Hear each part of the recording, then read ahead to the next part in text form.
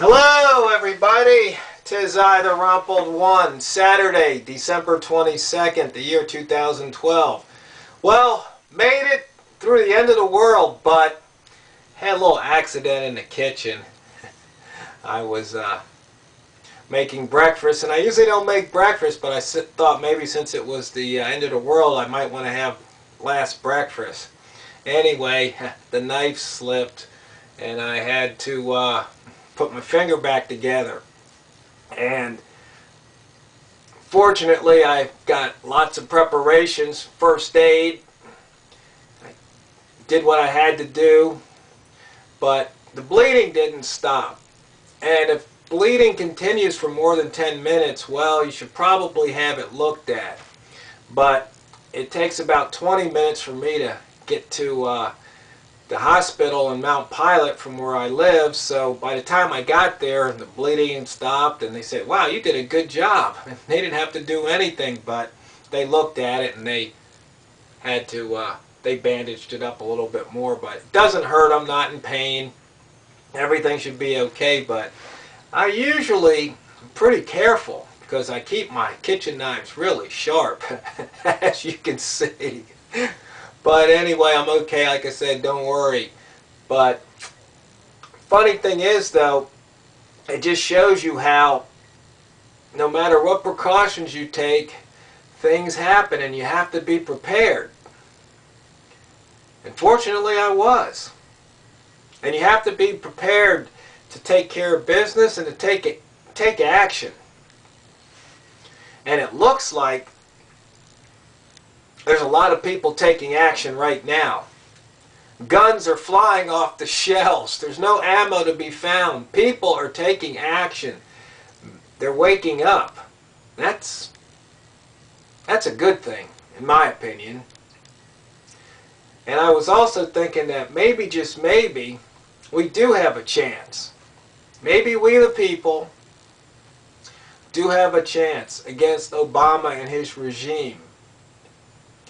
We could basically put up enough resistance. Just refuse to hand the guns over unless they come bullets first. And even though they do have armored vehicles, we could set up obstacles, IEDs. I mean, we could take a page out of the Taliban playbook if we had to. We can make it really difficult, because they sure seem to. And I don't think there'd be that many American soldiers fighting against Americans. I think they'd have to bring in the blue helmets. And I'm sure there's plenty of good old boys would love to take target practice at the blue helmets. I think that's probably why China wants the government to disarm us. So I don't think I don't think it could be game over like I was thinking the other day as I thought about it some more. But it will be a bloodbath, that's for sure. If the government engages us or we engage the government, it is going to be a bloodbath. Not looking forward to that. But I think, as Jefferson said, that the tree of liberty has to be fed, fertilized with the blood of tyrants and patriots alike from time to time. That's might just be what happens. So this second Obama term is going to be really interesting.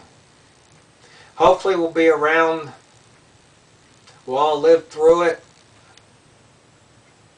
So I'm happy to say that we made it through the end of the world. Well, almost in one piece. Gotta laugh at myself. I mean, the thing is, it happened so quick. I mean, sliced right through, sliced about halfway through the nail. I mean, that kitchen knife is sharp. Because every time after I clean it and dry it off, I run it through that sharpener. It does a good job, that's for sure. Because usually you wind up harming yourself when you use a dull tool, because then you have to put too much pressure. But this one, it just slipped. And the funny thing is, the ring finger's below this finger. How it missed this one and cut that one, it's just one of them freak accidents. So next time I'll have to be a little bit better prepared, take a little bit more precaution, I guess, and think it through. I was paying attention. It's not like my mind was wandering or anything. It just happened. That's humans, you know. Sometimes stuff happens, but usually accidents can be prevented.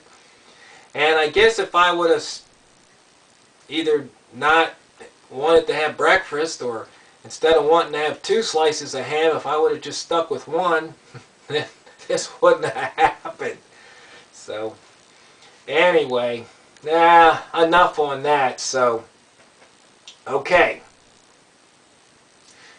you all know that if you fail to prepare today, you're preparing to fail tomorrow, and that if you fail to prepare today, you might not be able to prepare tomorrow. And if you fail to prepare today, there just might not be a tomorrow. And just think how sad it was for anybody who passed away on December 21. Because it was the end of the world for them.